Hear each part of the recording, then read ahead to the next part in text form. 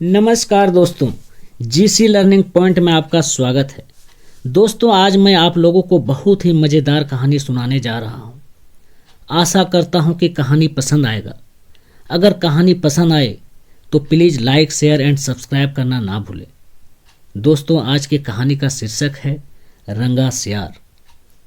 तो चलिए अब हम कहानी को शुरू करते हैं।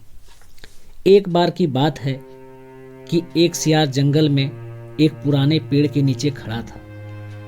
पूरा पेड़ हवा के तेज झोंके से गिर पड़ा। सियार उसकी चपेट में आ गया और बुरी तरह घायल हो गया। वह किसी तरह घिसटता घिसटता अपनी मान तक पहुंचा। कई दिन बाद वह मान से बाहर आया। उसे भूख लग रही थी, शरीर कमजोर हो गया था।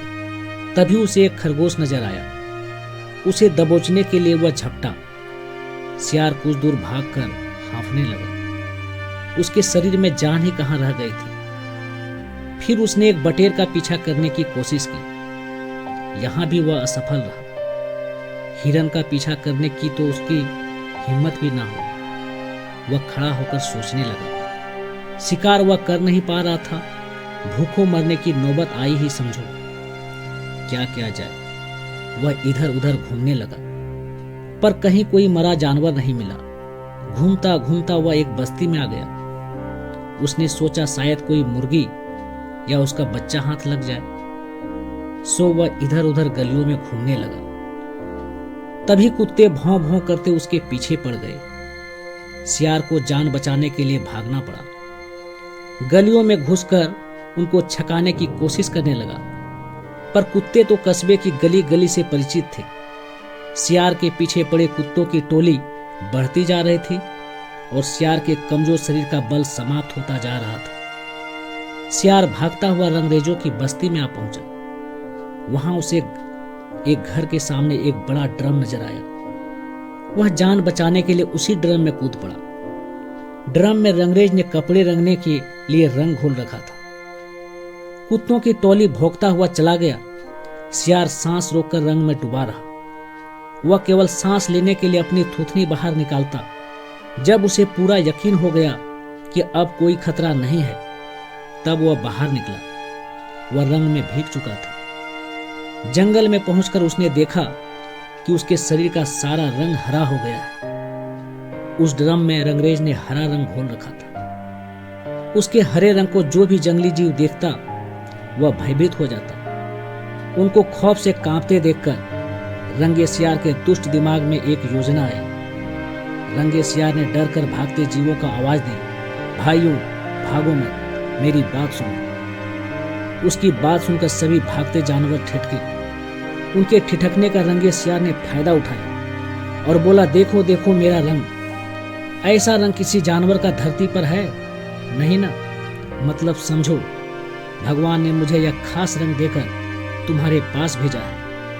तुम सब जानवरों को बुला लाओ तो मैं भगवान का संदेश सुनाऊं। उसकी बातों का सब पर गहरा प्रभाव पड़ा। वे जाकर जंगल के दूसरे सभी जानवरों को बुलाकर लाए। जब सब आ गए तो रंगा सियार एक ऊंचे पत्थर पर चढ़कर बोला, वन्य प्राणियों, प्रजापति ब्रह्मा ने मुझे खुद अपने हाथों से इस अलौकिक रंग का प्राणी बनाकर कहा कि संसार में जानवरों का कोई शासक नहीं है। तुम्हें जानवरों का राजा बनकर उनका कल्याण करना है। तुम्हारा नाम सम्राट चतुर्सेन होगा। तीनों लोगों के वन्य जीव तुम्हारी प्रजा होंगे। अब तुम लोग अनाथ नहीं रहे। मेरी छत्र छाया में निर्भय होकर रहो। सभी जानवर वैसे ही सियार के अजीब रंग से चकराए हुए थे। उसकी बातों ने तो जादू का काम किया। शेर, बाघ व चीते की भी ऊपर की सांस ऊपर और नीचे की सांस नीचे रह गई। उसकी बात काटने की किसी में हिम्मत ना हुई। देखते ही देखते सारे जानवर उसके चरणों में लौटने लगे और एक स्वर में बोले, हे ब्रह्मा के दूत, प्राणियों में श्रेष्ठ चतुर्सेन, हम आपको अपना सम्राट स्वीकार करते हैं। भगवान की इच्छा का पालन करके हमें बड़ी प्रसन्नता होगी। एक बूढ़े हाथी ने कहा, हे सम्राट, अब हमें बताइए कि हमारा क्या कर्तव्य है। रंगा सियार सम्राट की तरफ पंजा उठाकर बोला, तुम्हें अपने सम्राट की खूब सेवा और आदर करना चाहिए। उसे कोई तकलीफ नहीं होनी चाहिए। हमारे खाने पीने का शाही प्रबंध होना चाहिए। शेर ने सिर झुकाकर कहा, महाराज ऐसा ही होगा। आपकी सेवा करके हमारा जीवन धन्य हो जाएगा। बस सम्राट चतुर्सेन बने रंगे सियार के शाही ठाठ हो गए। वह राजसी शान से रहने लगा। कई लोमड़िया उसकी सेवा में लगी रहती। भालू पंखा झुलाता। रंगा सियार जिस जीव का मांस खाने की इच्छा जाहिर करता उसकी बलि दी जाती। जब रंगा सियार घूमने निकलता तो हाथी आगे आगे सूंड उठाकर बिगुल की तरह चिघाड़ता चलता। दो शेर उसके दोनों ओर कमांडो बॉडीगार्ड की तरह होते। रोज चतुर्सेन का दरबार भी लगता। रंगे सियार ने एक चालाकी यह कर दी थी कि सम्राट बनते ही सियारों को शाही आदेश जारी कर उस जंगल से भगा दिया था। उसे अपनी जाति के जीवों द्वारा पहचान लिए जाने का खतरा था। एक दिन सम्राट चतुर्सेन खूब खा पीकर अपने शाही मान में आराम कर रहा था कि बाहर उजाला देखकर उठा। बाहर आया तो चांदनी रात खिली थी। पास के जंगल में सियारों की टोलियां हू हू की आवाज बोल रही थी। उस आवाज को सुनते ही चतुर्सेन अपना आपा खो बैठा।